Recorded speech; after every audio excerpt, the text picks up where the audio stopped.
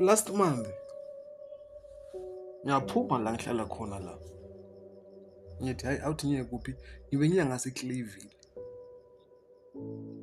Khona enye indawo la ngaseThembisa laba abangazi bayibiza ngaseClayville. Ngibe ngiya lapha ngobona umngani wami. So ngihamba ngeTaxi. Taxi yahamba ingena ngasePhumulani. Manje kumele yehlele ngaseClayville. Lo driver loya uthi kimi hayi angifikile phansi mara sesifikile. Ngathi akuye akunankinga unganyehlisa khona la cause ngiya kule leya robot bese ngiyangena. Uthi okay. So uyangidropa lapha. Mina sengiyawalk from la ngidrope khona ngiye emarobotini. Mangifika lapha emarobotini khona umunye usisi umile ezindleko umile stand still. Ubambe ice cream. Umile ubambe nehandbag yakhe so. Angazi ukuthi mina ngithathwe yini kwenzakalani. Bangifika lapha kumele ngijump irobot. Naye kumele jump irobot. So ngima lapha ngiyambulisa unjani sisi. Akakhulumi. Ngiphinde futhi ngithi unjani sisi. Umile ezindleko stand still akakhulumi and the funny part is she's not even blinking. Hayi ngoba thina sithanda ukufoster. Ngize ngimphushe ngesandla ngithi singiyakubulisa hayibo waze wangi-ignore kanje kwenzakalani? Khana buya man. Uthi awu nongibulisa ngithi yebo kunini ngilokho ngithi unjani sisi. Irobot liyavula liyavala ngiyakubulisa. Angibulisa uthulile nje ne-ice cream yakho seyimelthele esandleni. Uthi hayi angikuzwa ngithi okay alright now uthi ngi-right. Ngithi manje since umile la irobot liyavala liyavala. Enhle kwenzakalani? Ngifuna ukujumpa noma umele umuntu la. Uthi kimi hayi ngifuna ukujumpa. Ngithi okay. Hayi sesiyojumpa sonke manje. Livulile phela imoto ziyadlula. Ngithi kuye manje uyapi ngapha uhlala ngapha noma uzovakasha? Hayi uthi kimi hayi mina angihlali la ngaseClayville ngihlala ngapha ngaseThembisa phezulu emikhukhwini lapha before uzofika eThembisa Mall. Ngithi okay. Manje uyapi ngapha phansi? Uthi hayi uzobona umuntu uzovakashela umuntu. Ngithi okay. Mina ngithi kuye hayi wazi sisi hayi solo ukusukela ngazi ngizoba ngikusukela noma ngikuphaphela ukwenzakalani mara mina sengixelela nje amanamba okuningise ukuxoxa efonini. Hayi uthi kimi uvelathi isandla ezindlela kufuna ifoni ngamnikeza ifoni washaya amanamba. Ngiyambuza ukuthi manje ubuyaphi ekhaya? At least ngikukhulumise ngelanguage yakho. Ngakhulumisi ngenye language kuzoba ngathi ngirude kuwo something. At least umuntu kumele understand ukuthi ukhuluma iphi language. Ngelinye ilanga ngathola ukuthi sikhuluma ilanguage efanayo mara just because asikuzananga kuvele kube ngenye indlela. Uthi kimi hayi ngibuye eVenda. Ngithi awu ubuye eVenda? Uthi ya. Ngithi hayi nami ngibuye eVenda. Ngize ngithi kuye ayirotangana. Rotangana uyahleka lapha. Ngithi kuye hayi akunankinga. Esilonge singinikile amanamba wakho sizokhuluma efonini. Uthi hayi akunankinga it's fine. Liyavala irobot. Ngithi hayi masijumpe since irobot livalile. Nami ngiyehlala ngasezantsi masijumpe sihambe sonke. Siyoba sixoxa siyehla. Uthi kimi hayi wena hamba. Mina ngizokulandela. Ngithi hayi mina silonke senginamanamba sesiyokucoca efonini. Uthi hayi sharp ngiyajumpa ngiyahamba ngiyangale. Yimi lo ngiyayehla. Ngiyayehla. Maze ngibheke emuva angisamboni. Ngithi hayi mhlawumbe udecide ngenye indlela. Okay it's fine mina ngihambe ngiyenza le nto ngiyenza eClayville ngiyabuya endlini. Mangibuya endlini khohliwe nokukhohlwa. Later inqondo yami yabuya ukuthi mana hayi phela wacela amanamba. Ngiyena ku WhatsApp ngiyambulisa siyaxoxa online siyaxoxa. Umnandi. Ngathi kuye ngicela ukukubona. Wangibuza ukuthi nini ngamtshela sahamba sayobonana. Mina ngagcina sengiyishelela kulula futhi nje ngimjishela ngesivenda sasekhaya umkhaya. Ngithi kuye hayi asimapho ngoDodo ngikho ngitshela advantage kana uzayitsani mara hayi ndandikhona idakalela. Ndandikhona gore at least ara sikona ziyazame. Let's give it a try and see what the better guy. Uzahleke lapha uthi usho? Ngithi ya. Athi serious? Ngithi hayi why ngathi uyangidawuda. Uthi kimi phela abafana ngiyayazi nonke ngizo.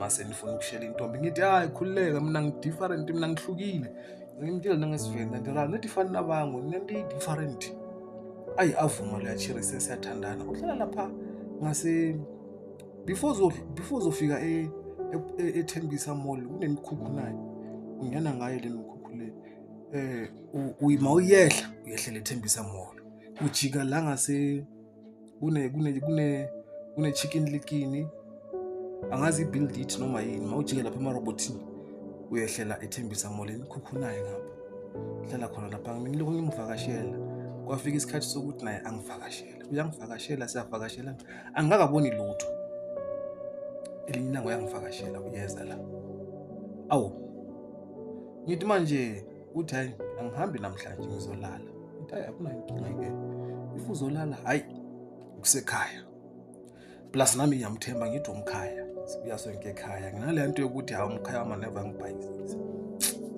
siyafika isikhathi sokulala uthi kimi ayi mina angikwazi ukulala nelight ngithi hayibo kanjani manje uthi hayi nala ngihlala khona mangilala ngiyacima ilight okay akuna inkinga ngisi problem sifika isikhathi sokulala ngicima ilight siyalala la indaba engayi-understand masilele uba angazi ngithini uba ngathi ufile let me just put it that way because angazi ngibeke kanjani malala uvela awome nawe ufile uzofila ngathi ulele nomuntu ufile lento le uyenza for isikhathi nyana malele akamuvi akayenzi mix uvele abe still malele enobheka phezulu kuphela malala akashintsha amaside uvela lala bheke phezulu kuphela until abuya uzomuzwa mabuya uzosezomuzwa cala kujika wajika utshintsha amaside uyenzani uzoyenza ngana for isikhathi nyana from lapho aphinde futhi abuyele abe still hayo ngiyabona ukuthi khona into engahambi kahle and manje ngiyamcheck ulala bheke phezulu so ufike ke isikhathi sokuthi angithi manje wazi umuntu wakho uzokuvakashela bakufika isikhathi sokuthi manje ayibo akana nkinga uvele kube mnandi mara kule process usenza the same thing kuhambe athule tu ufile nawe ukuthi man hayi man ungathi sengilela nomuntu omile like ukwamona umuntu omile nami ngiyafila manje sengiyabhitshizwa la manje ngiyambheka hayi lo muntu omile and mayenza akasablink amehlo yakhe avele ayibo kanzakalanga la ayi avuke kuseni uright mavix nona inkinga into right ngithi awuthi ngikufakela amanzi ugeze athi hayi angifuni ukugeza ngizogeza endlini ithi kanjani ukuthi kumele uhambe ugezile nani ngimthelela amanzi ngimnikeza nensipho athi hayi mina ngifuna ukugeza ngensipho ngigeza ngamanzi kuphela geza ngamanzi kuphela njani because mawugeza kufuneka insipho athi hayi mina ngigeza ngamanzi kuphela nala ngihlala khona ngigeza ngamanzi kuphela okay ageze aqeda ukugeza lapha ngiyamkhapha ugibele iteksi uyahamba so ngalama Good Friday ngibuye ekhaya because naye nasekhaya ukumtshelile ukuthi uzoya ekhaya ngathi akunankinga nami ngiye ekhaya angithi inkinga ukuthi manje asibuye endaweni engayo so yena ubuya ngale kulenye side mina ngibuya ngapha ayi mangifika mara ukudeni mangabamba ibhasi maybe it's an hour drive ayi mangisekhaya ngithi hayi awuthi ngihambe ngiyamshiyele i-round la hlala khona mangifika ngale ngize nginesithombe sami naye mangifika ngale kubo ngiyafika lapha ahlala khona because ngiyayazi le ndawo le ngifamiliar nendawo mangifika lapha ngiyabuza ukuthi hey ngifuna umuzo sona bayangitshela ukuthi hayi yehlela ezantsi ujike uzobona mawufika mangifika lapha egedini kunabantwana bayadlala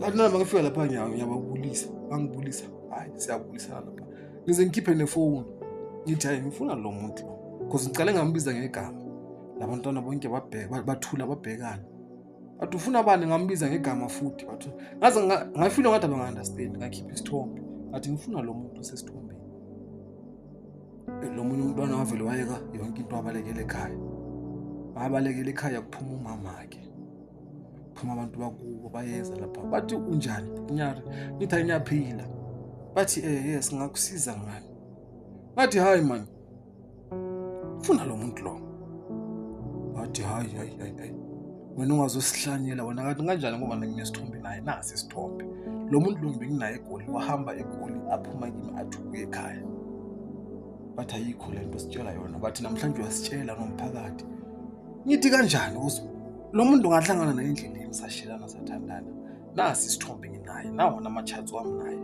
ngiyazi ukuthi ukhona le ekhaya that's why ngizila never ngiphumele la ngiphuma khona ngizonisukela but masambe sokubonisa ukuthi lo muntu ongifunayo kuphi mangifike emathuneni nali ithuna lakhe lo muntu washona amagama yiwo exactly ngathola nga-understand ukuthi kwenzakalani ayisahamba sabuyela ejaradeni mangifika lapha sengiyabaxoxela istory from point 1 to point Z bangibuza ukuthi kanjani ngathi angazi mina into engiyaziyo ukuthi uhlala eThembisa before uzofika eThembisa mall kunemikhulu ngapha uhlala lapha isithombe sakhe nasi nalo muntu nesibonana nanokuza alala lapha kimi bathi kithi hayi ayikhoneki lo muntu lokudala shona mina ngathi akunankinga ithi mina ngihambe ke sinisinisho kanjalo mina ngahamba ngabuyela endlini manje ama-holiday aphela ngibuyela nini i-Good Friday nekuyi-18 ngabuya la ngeyi-19 cause ngiphume lapha ekhaya ngaboma-8 yasebusuku ngiyagibela ngifike lapho past 12 yasebusuku uthi kimi mangiceda ukufika la eGoli angiyehla mangingena endlini ngithole WhatsApp yakhe ubuyile na ngibuyile usho yena ukuthi ubuyile uthi kimi wena sewubuyile na angazi angakayiphenduli le WhatsApp namanje lokho ngisendela ama WhatsApp wasenda angazi. What would you do if you found out that you came from a family of witches and that your family might single-handedly be responsible for everything going wrong in that neighborhood? I am back with another spooky story. Temba, a young man from a small village in Limpopo, South Africa, he had always been skeptical of the traditional ways of his family. His grandmother, Gogo was a respected Sangoma, a traditional healer in their community. But Temba had always felt uneasy about the rituals that took place in their home. One night, Temba woke up to sounds of whispers and chanting coming from the room across. So he crept out of bed and peeped through the keyhole to see what's going on. Just for him to see his family gathered around this candlelit altar. Gogo, the grandmother, was leading this ceremony. She had her eyes closed and she was just focusing so deep in concentration. Temba, seeing this through the keyhole, feels a chill going down his spine because he realizes that his family was practicing witchcraft. He has always suspected that something was off, but never to the gravity of this. Over the next few days, Temba noticed that strange things were going on in the village. People were falling ill, some people were reported to seeing shadow figures lurking in the bushes, and Temba was convinced that his family was behind all of it. One night, Temba decided to confront his family about their practices. Now, this is when things get wild. So he's about to go press his grandmother, but when he gets inside the room, he was met with a sight that made his blood run cold. Gogo was standing in the center of the room with her eyes glowing with an otherworldly light. Like Avatar? You should not have interfered, Temba, Gogo hissed, and her voice was low and menacing. Now you will have to join us.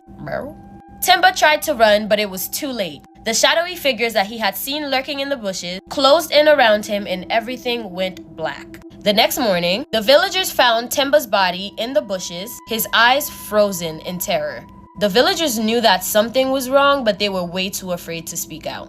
Gogo and her family continued to practice their witchcraft, and the village was never the same again. The shadowy figures continued to lurk in the bushes, and the villagers live in fear of their wrath. Years later, the villagers would whisper about the cursed family that had brought darkness and terror onto their village, and they would tremble with fear at the mention of Gogo's name. I like that one. This was a submission from Instagram. Thank you for submitting your spooky stories. If I still haven't gotten to you, please be patient. If you have a spooky story that you'd like me to tell, please feel free to, you know what I'm trying to say. Submit it to my Instagram DMs or send it right here on TikTok. With everything going down right now with the Supreme Court and the so-called ban, we don't know what's gonna happen, so please keep up with me on Instagram. These spooky stories will not stop. It's wrong, I literally can't talk today. So while you're at it, make sure you subscribe to my YouTube channel. I have longer, better, spookier stories. I posted a video that you guys have not seen on TikTok, and there's 80 plus spooky stories on that YouTube page. As I say in every video, I love you, my abducted humans, from your favorite Haitian homegirl.